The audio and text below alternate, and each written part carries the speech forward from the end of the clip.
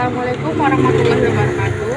Perkenalkan, nama saya Saskia Amelia dengan NIM 2503010017. Di sini saya akan melaksanakan UAS yang diberikan Bapak. Yang pertama, pendidikan sering dipahami sebagai proses transfer ilmu pengetahuan. Analisislah secara kritis pandangan tersebut dengan membandingkan dengan konsep pendidikan sebagai proses pembentukan manusia seutuhnya. Jadi, pendidikan sering dimaknai sebagai kegiatan penyampaian pengetahuan dan guru kepada peserta didik. Pandangan ini menempatkan proses belajar sebagai aktivitas satu arah di mana guru berperan dominan sebagai pemberi informasi, sedangkan peserta didik berfungsi sebagai penerima. Konsep ini sejalan dengan pendekatan behavioristik yang menekankan penguasaan materi, latihan berulang, serta hasil belajar yang dapat diukur melalui tes.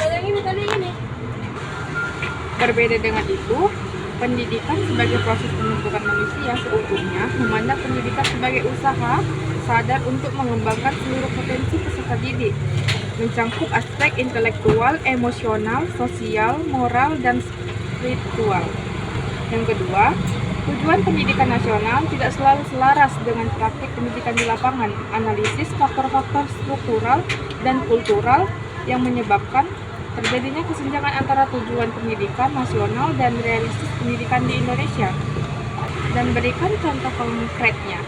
Jadi, dari sisi struktural, kebijakan pendidikan yang bersifat terpusat seringkali kurang memperhatikan kondisi dan kebutuhan.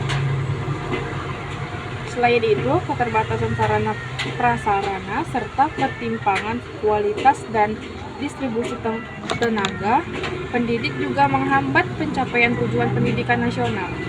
Dari sisi kultural, masih kuatnya budaya belajar yang berorientasi pada nilai dan ijazah menyebabkan proses pendidikan lebih menekankan hasil akhir daripada pengembangan kompetensi.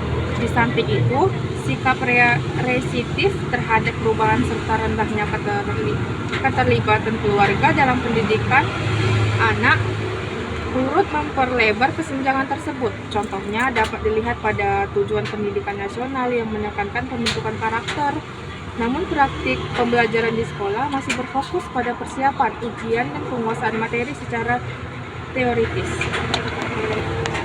Soal yang ketiga, pendidikan merupakan bagian dari sistem sosial. Analisislah hubungan antara pendidikan dan perubahan sosial, khususnya bagaimana pendidikan dapat berperan sebagai agen perubahan sosial dan alat reproduksi sosial. Gunakan contoh dan konteks masyarakat Indonesia. Pendidikan berfungsi sebagai sarana untuk menanamkan kesadaran kritis, nilai-nilai baru, serta keterampilan yang dibutuhkan masyarakat. Pandangan ini sejalan dengan pemikiran Paul Freire yang menekankan peran pendidikan dalam membebaskan dan memberdayakan individu. Contoh di Indonesia adalah pendidikan literasi dan pendidikan lingkungan yang mendorong peserta didik lebih peduli terhadap isu sosial dan lingkungan. Di sisi lain, pendidikan juga dapat mempertahankan struktur sosial yang sudah ada.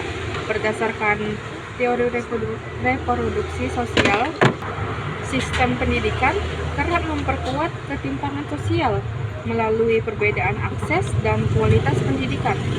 Contohnya, peserta didik dari keluarga mampu memiliki kesempatan lebih besar mengakses sekolah berkualitas dibandingkan peserta didik dari keluarga kurang mampu. Yang keempat, menurut para ahli, lingkungan pendidikan terdiri dari keluarga, sekolah, dan masyarakat. Analisis peran masing-masing lingkungan pendidikan tersebut dalam membentuk karakter peserta didik, serta jelaskan apa yang terjadi apabila salah satu lingkungan tidak berfungsi secara optimal. Jadi, keluarga merupakan lingkungan awal yang membentuk nilai dasar, sikap, dan kebiasaan anak. Sekolah berfungsi mengembangkan kemampuan akademik, keterampilan sosial, serta nilai-nilai kedisiplinan melalui pendidikan formal.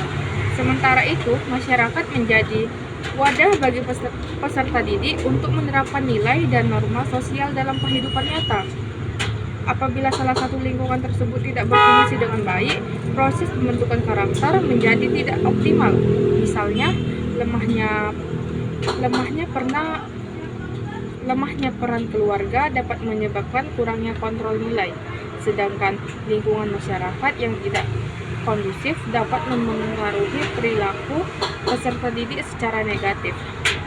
Soal yang kelima, kurikulum seringkali mengalami perubahan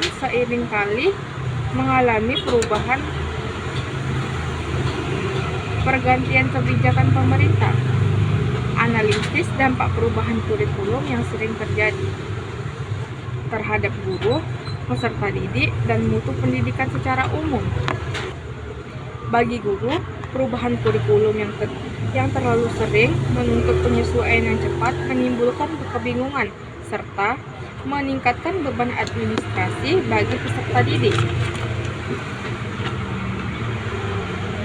Kondisi ini dapat mengganggu kesinambungan proses belajar dan menimbulkan ketidakjelasan arah pembelajar secara umum terhadap mutu pendidikan. Perubahan kurikulum yang tidak disertai persiapan matang berpotensi menurunkan efektivitas pembelajaran dan menghambat peningkatan kualitas pendidikan secara berkelanjutan.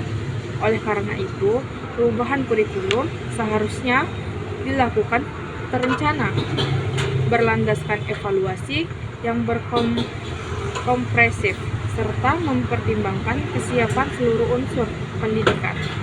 Sekian dari saya. Apabila ada kesalahan, mohon dimaafkan.